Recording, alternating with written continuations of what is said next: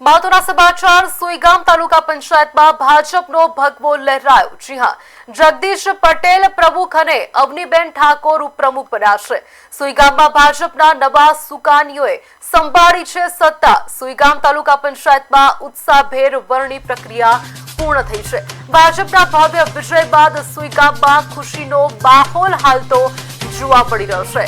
મહત્વના સમાચાર સુઈગામ તાલુકા પંચાયતમાં ભાજપનો ભગવો લહેરાયો।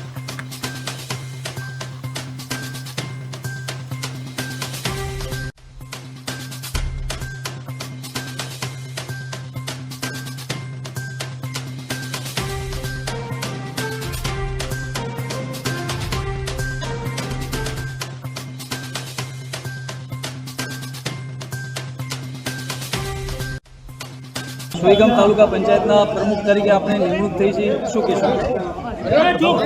તાલુકાના પંચાયતની નિમણૂક થઈ છે તો આજે પ્રદેશના પ્રમુખ શ્રી જગદીશભાઈ વિશ્વકર્માનો આભાર માનીશ।